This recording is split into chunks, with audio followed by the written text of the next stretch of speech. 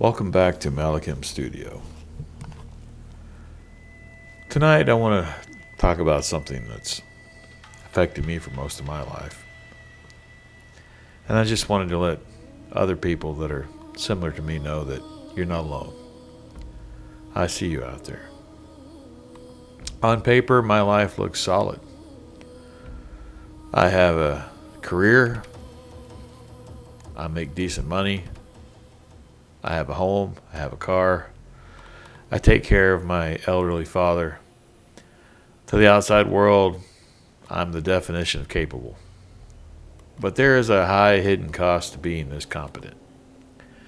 If you were a gifted kid, or mature for your age, or an old soul, or a latchkey kid of the 80s, like I was, you know exactly what I'm talking about. We weren't just responsible. We were hyper-vigilant. We learned how to survive before we learned how to play. Today, we're going to look at the shadow of the self-sufficient child and why, even when life is good, some of us can never really relax. Most people remember being 4 years old as a time of finger paints and cartoons. But I have another memory.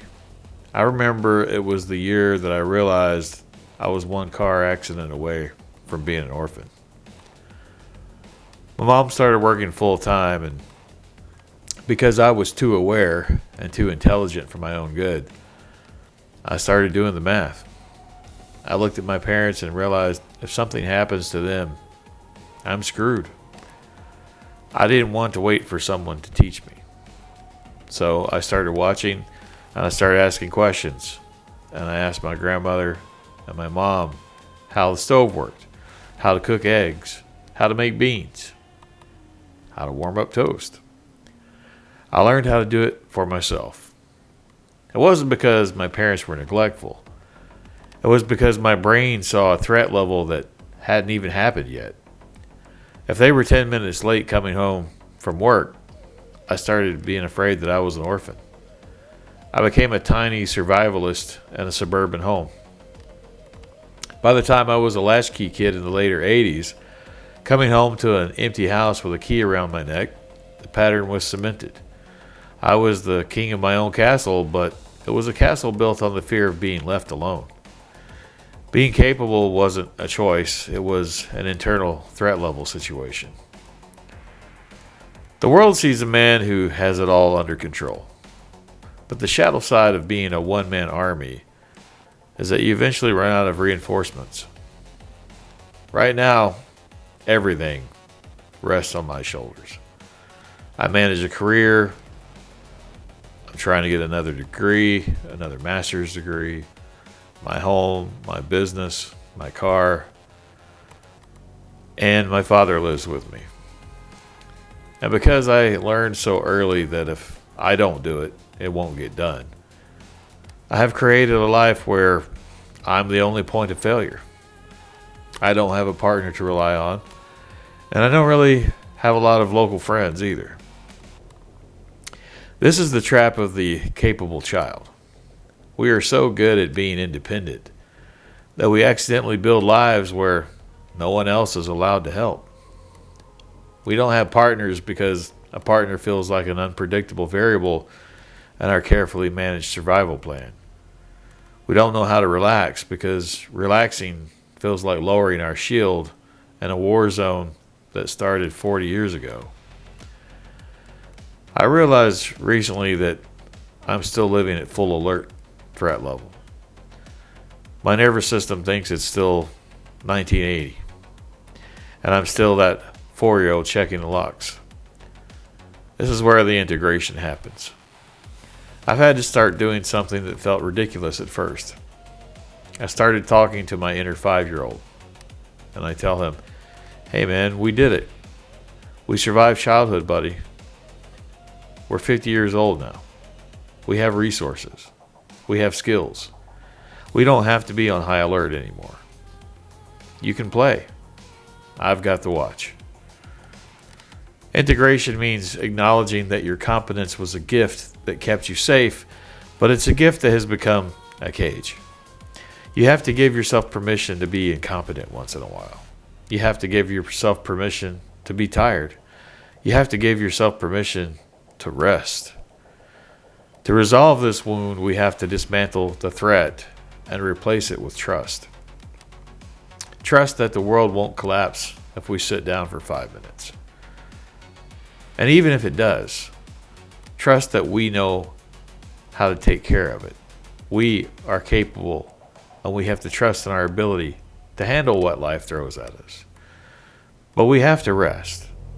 We have to allow ourselves to relax. Otherwise, we will break. So if you're the one that everyone relies on, if you're the strong one who never asks for help, I want you to look at your childhood. Did you become capable because you wanted to, or because you felt you had to? Your peace of mind is worth more than your productivity. Let's get practical. How do you actually stop being a one-person army when your brain is wired for war? I had to realize that my competence was actually a trauma response. When I'm over-functioning, doing the dishes, finishing a module for my MBA, checking on my dad, and responding to work emails all in the same hour, I'm not just being productive, I'm being hyper-vigilant. I want to share a specific moment a few weeks ago. I was standing in my kitchen. The house was quiet. I had nowhere to be for exactly at least an hour. And I felt itchy. My skin felt tight. I started to look for things to fix. I realized I couldn't just sit. And that's when I saw him.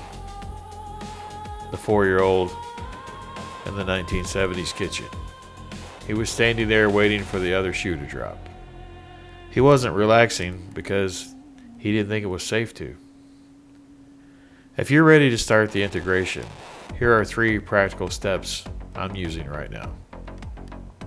When you feel that itch to overwork or that full alert anxiety, stop. Close your eyes. Speak to that younger version of yourself out loud. I know you're checking the perimeter. I know you're worried about being an orphan or being screwed if things go wrong. But look, I'm grown. I have a house. I have a career. I have us. You don't have to be on constant guard anymore. You made it through childhood. You're relieved of duty. This one is hard for us. Practice being intentionally incapable of something small. Let a bill set for 2 days extra. Leave the laundry in the dryer. Let someone else pick the restaurant. You're proving to your nervous system that the world does not end if you aren't at the helm.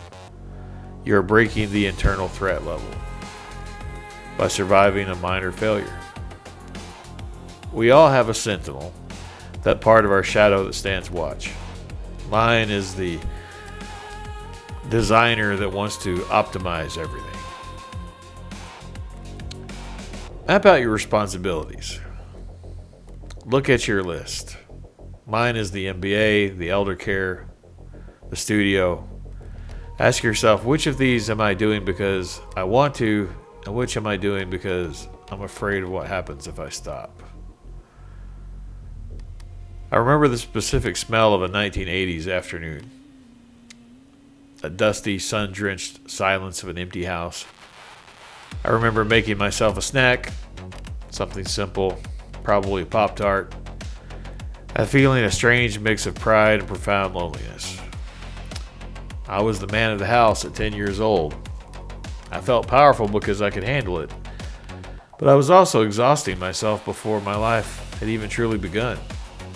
And it also meant that I, in a lot of ways, never got to be a real child because I never felt adults were 100% reliable.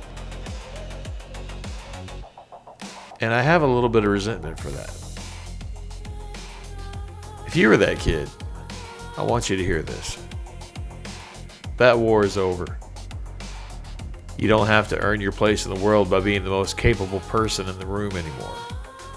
Your value isn't tied to how many things you can carry without breaking. This is about long-term results. If I stay at full alert, I'm going to burn out before I see Malachim Studio reach its full potential. I'll be too tired to find the partner that I've dreamed of as a kid. Integration isn't just healing, it's strategic. By lowering the threat level, I reclaim the energy that I've been wasting on survival, and I put it into living. We're going to keep digging into these patterns here at Malachim Studio so that we can keep doing shadow integration. If this hit home, let me know in the comments. When did you realize that you were on high alert all the time?